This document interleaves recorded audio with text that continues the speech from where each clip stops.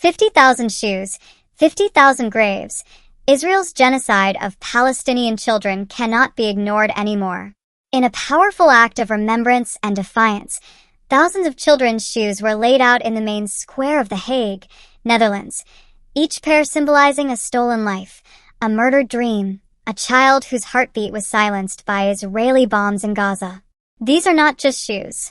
They are witnesses to a genocide. Let's stop hiding behind diplomatic language. Let's stop playing the game of both sides. The truth is brutal and crystal clear.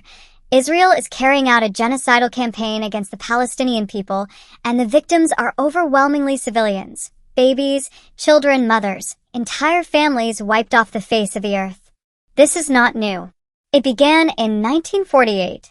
Every time an Israeli ambassador opens their mouth, they parrot the same narrative. Hamas. Hamas. Hamas. But here is a historical fact. Hamas didn't even exist in 1948, when the Nakba catastrophe began, when over 750,000 Palestinians were ethnically cleansed, hundreds of villages erased, and a people turned into refugees overnight. So, who committed the original sin? Who has carried out a 75-year campaign of occupation, apartheid, murder, humiliation, siege, home demolitions, mass arrests, and collective punishment? Israel. The numbers don't lie. The bombs don't discriminate. Since October 2023 alone, more than 50,000 children have been killed or injured in Gaza. Let that sink in. 50,000 children. Not combatants. Not militants. Children. They died in their beds, in hospitals, in schools, in their mother's arms. They died under rubble. They died waiting for bread. And when the world dared to send food and flour, Israel bombed the aid trucks. This is not a war. This is state-sanctioned genocide. The hypocrisy of the West. World leaders fall over themselves to condemn Hamas, yet they arm, fund, and shield Israel, a state that bombs hospitals, destroys refugee camps, and turns entire neighborhoods into mass graves. They cry terrorism when a homemade rocket is fired out of desperation, but call it self-defense when an F-16 incinerates an entire family. What kind of world sees a child burned alive and asks, but did Hamas fire first? The United States sends billions in military aid. The European Union signs trade deals.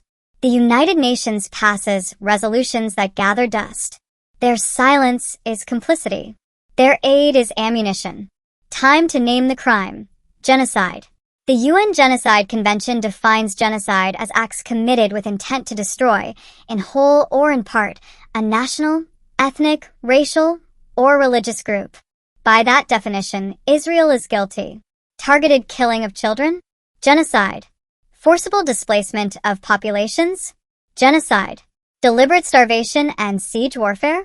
Genocide. Destruction of cultural, religious, and historical sites? Genocide. Dehumanizing propaganda, calling all Palestinians human animals?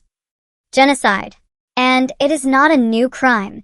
It is the continuation of 75 years of ethnic cleansing under a sanitized name, Zionism. The world must cut ties with a genocidal state. It is time for the world to do what it should have done decades ago. Boycott Israel, politically, economically, culturally, and academically.